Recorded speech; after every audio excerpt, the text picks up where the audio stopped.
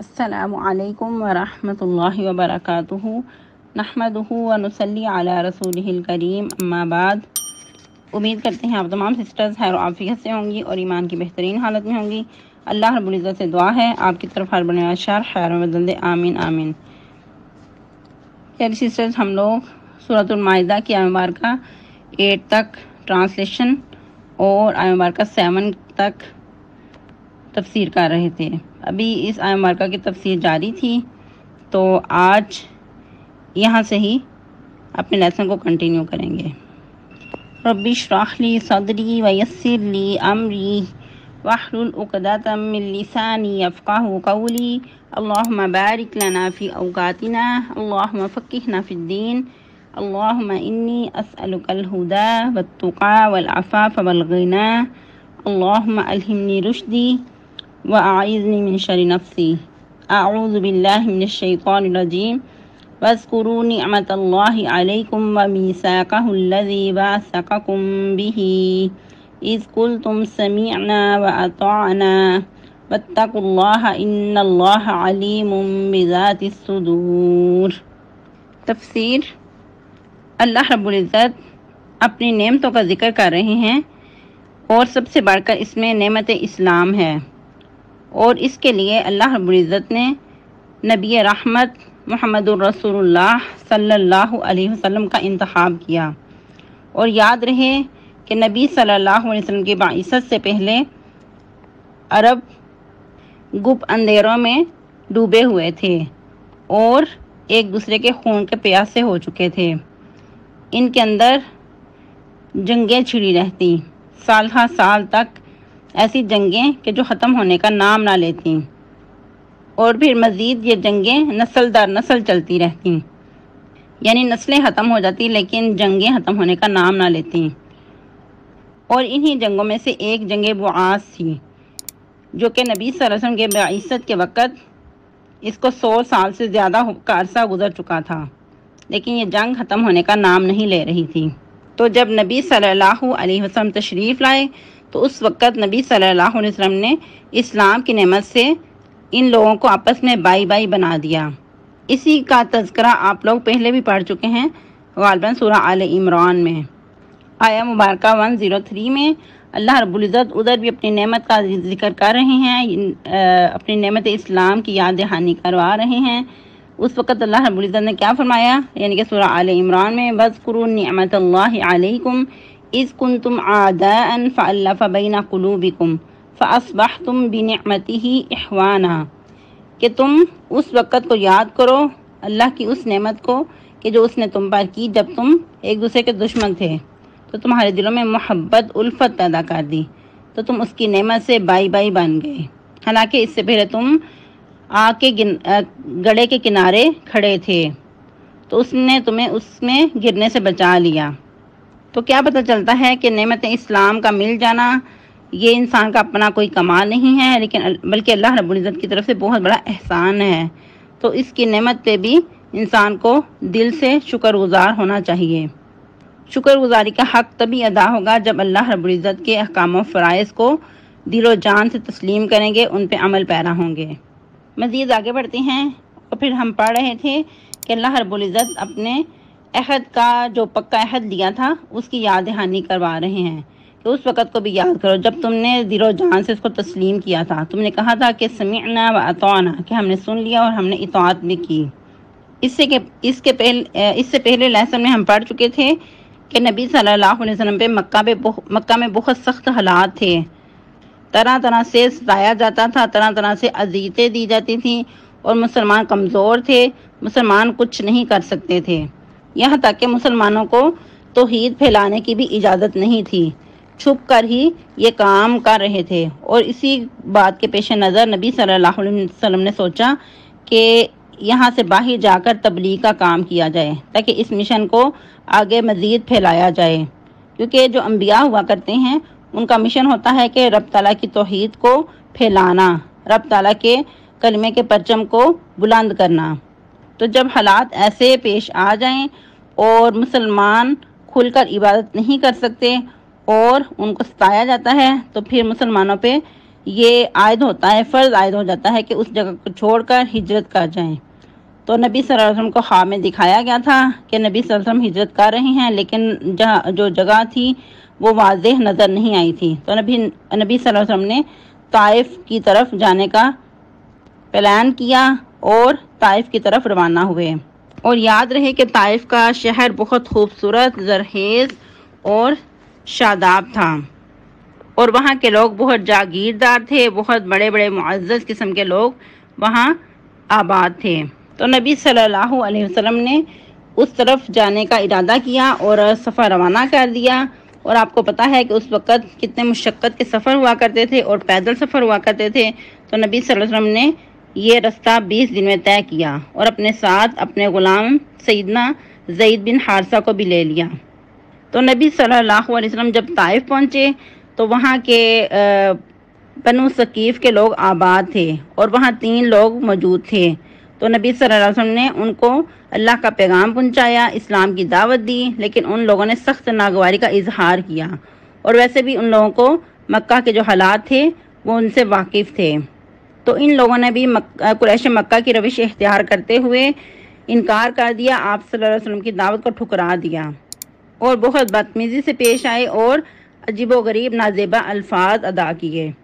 تو نبی صلی اللہ علیہ وسلم نے جوابی ایسی کوئی کارروائی نہیں کی، بلکہ بہت ہی تحمل مزاجی سے ان کو جواب دیا اور کہا کہ اگر تم ماننے کو تیار نہیں تو کم سے کم میرے درمیان رکاوٹیں اختیار نہ کرو۔ پھر مزید نبی صلی اللہ علیہ وسلم آگے بڑھے اور باقی لوگوں کو اسلام کی دعوت دی، لیکن ان لوگوں کی بدقسمتی کا یہ عالم کہ ان لوگوں نے بہت ہی بدتمیزی کی، اور یہاں تک کہ اپنے جو گنڈے، جو بدمعاش قسم کے لوگ تھے، ان کو آپ صلی اللہ علیہ وسلم کے پیچھے لگا دیا، اور انہوں نے آپ صلی اللہ علیہ وسلم کو بہت سخت ستایا، بہت مارا، پتھر برسائے اور یہاں تک کہ لہو لہان کر دیا۔ آپ صلی اللہ علیہ وسلم بہت سخت نڈال ہو گئے، بہت پریشان ہوئے، اور آخر آپ صلی اللہ علیہ وسلم نے ایک باغ میں پناہ لی، اور وہ باغ مکہ کے ایک شخص عتبہ بن ربیعہ کا باغ تھا۔ اور یاد رہے کہ عتبہ جو شخص وہ بہت رحم دل انسان تھا، اس نے جب یہ آپ صلی اللہ علیہ وسلم کی حالت دیکھی تو اس نے آپ صلی اللہ علیہ وسلم کو پیار محبت سے بٹھایا اور آپ صلی اللہ علیہ وسلم کو انگور بھی پیش کیے۔ اور جیسا کہ آپ لوگوں کو پہلے بھی بتایا گیا کہ یہ طائف کا علاقہ بہت زرخیز تھا اور یہاں انگوروں کی فصل بہت ہوا کرتی تھی۔ تو آپ صلی اللہ علیہ وسلم کا اخلاق دیکھ کر وہ بہت متاثر ہوا، کیونکہ نبی صلی اللہ علیہ وسلم نے انگوروں کو کھانے سے پہلے بسم اللہ پڑھا، پھر انگور اٹھائے اور کھائے۔ تو وہ شخص دیکھ کر اس سے بہت متاثر ہوا اور اس نے کہا کہ ایسا یہاں کے لوگ نہیں کرتے۔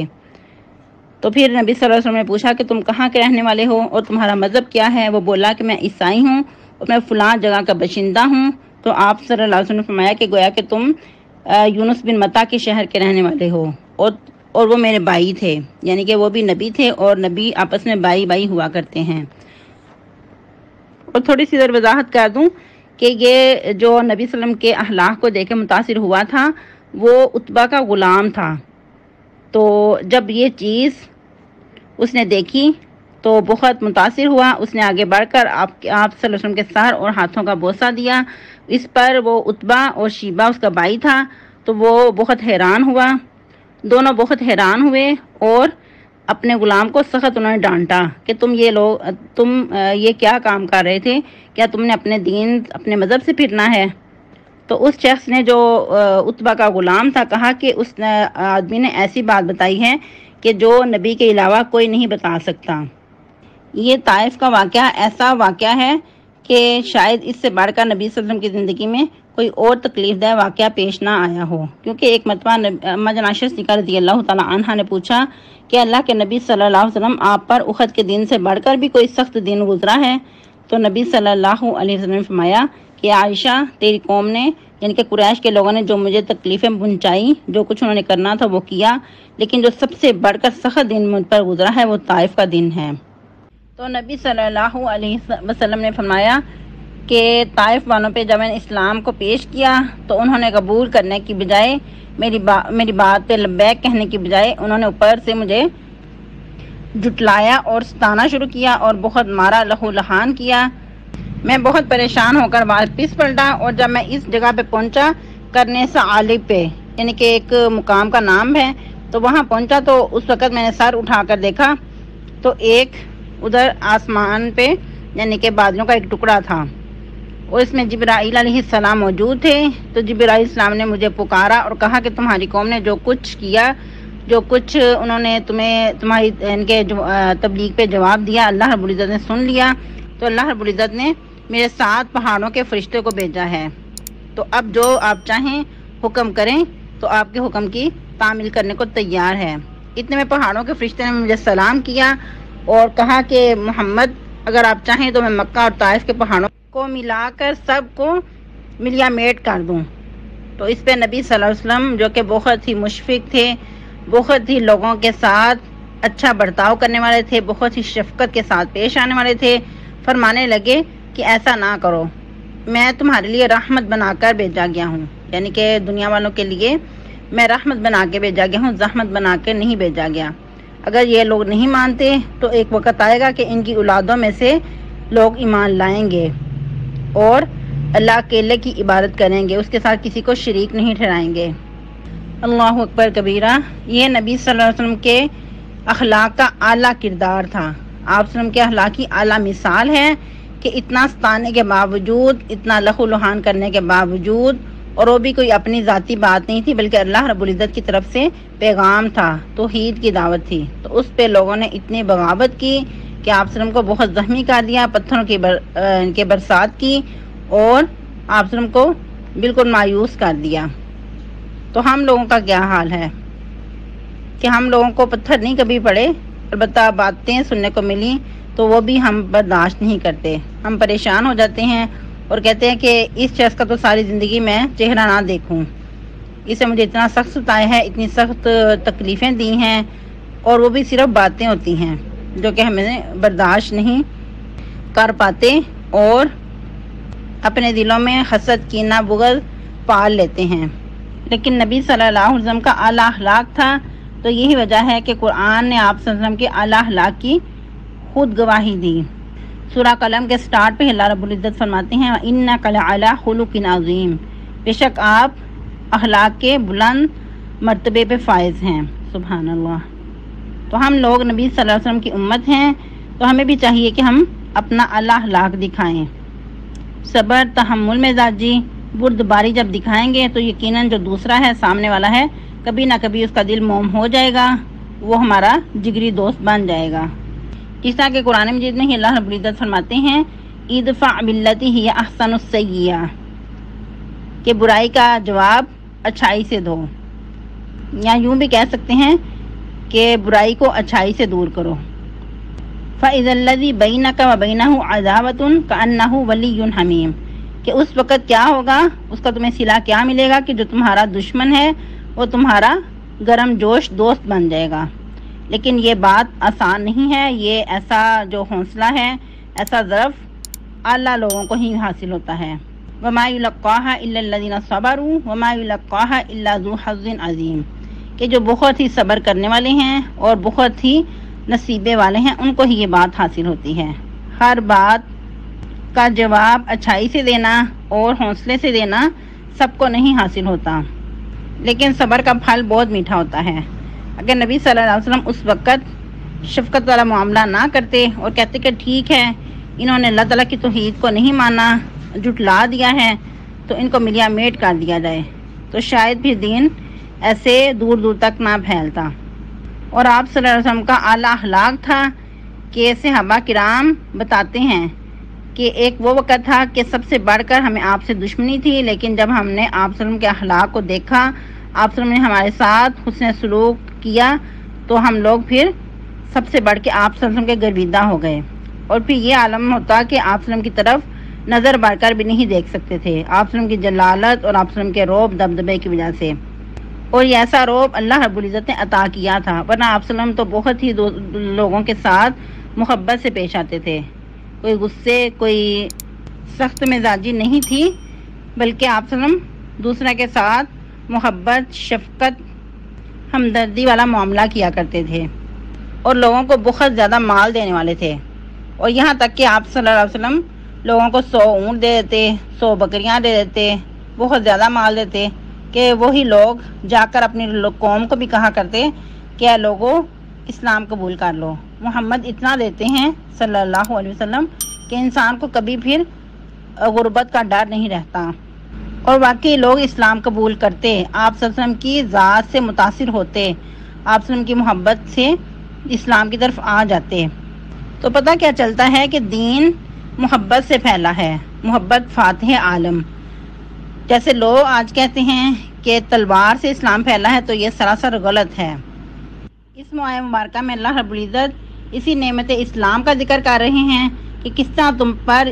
تمہاری طرف یہ دین پھیلا، تمہاری تک یہ دین پہنچا، اور مختلف عہدوں کا ذکر کیا کہ جو تم نے بہت دل و جان سے اس کو قبول کیا تھا، بہت مضبوط عہد تم سے باندھا گیا تھا، تو اب اس پہ تم غور و فکر کرو کہ کیا تم اس پہ پورے اتر رہے ہو۔ اور اس کے ساتھ ہی تقویٰ کا بھی ذکر کیا گیا کہ اللہ سے ڈرتے رہو۔ پھر اللہ تعالیٰ فرماتے ہیں کہ بے شک اللہ تعالیٰ ان اللہ علیم بذات الصدور، یقینا اللہ تعالیٰ جو سینوں کے اندر چھپے ہوئے بید ہیں، سینوں کے اندر چھپی ہوئی باتیں ہیں، اس سے بھی واقف ہیں۔ آج کا ہمارا لیسن اتنا ہی کافی ہے۔ آیت مبارکہ اگرچہ بہت چھوٹی تھی لیکن بہت میننگ فل تھی، اور یہ واقعات بتانے کا مقصد آپ کو یہ تھا کہ دین کیسے پھیلا، کتنی مشکلوں کے ساتھ ہم تک پہنچا، لیکن ہم لوگ اس کی قدر نہیں کرتے کیونکہ ہمیں یہ تیار دین حاصل ہو چکا ہے، اور جو چیز بغیر محنت کے حاصل ہو اس کی قدر بھی کم ہوتی ہے۔ تو جس طرح صحابہ کرام نے مشکلات میں رہ کر دین کو اپنایا اور مزید آگے پھیلایا، تو ہمیں بھی چاہیے کہ ہم اس پہ عمل پیرا ہوں، کیونکہ امت محمدیہ صلی اللہ علیہ وسلم کی اہم ذمہ داری یہی ہے کہ خود بھی اس پہ عمل کریں اور مزید آگے بھی اس کو پھیلائیں،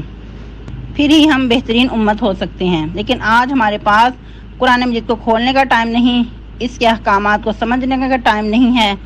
اور مزید آگے پھیلانے کا ٹائم نہیں ہے، کیونکہ ہم لوگ دنیا کی رنگینیوں میں مگن ہو کر رہ گئے ہیں۔ بل تؤثرون الحیات الدنیا، لیکن اللہ تعالیٰ فرما رہے ہیں والآخرۃ خیر وابقی، اس کے برعکس آخرت سب سے بہتر ہے اور باقی بھی رہنے والی ہے۔ تو ہم سب کو چاہیے کہ کم از کم 24 گھنٹوں میں سے 1 گھنٹہ اللہ کے لیے نکالیں اور قرآن کو پڑھیں، سمجھیں اور دوسروں کو بھی اس طرف لائیں۔ سبحانک اللہم ربنا وبحمدک نشہد ان لا الہ الا انت نستغفرک ونتوب الیک۔ والسلام علیکم ورحمۃ اللہ وبرکاتہ۔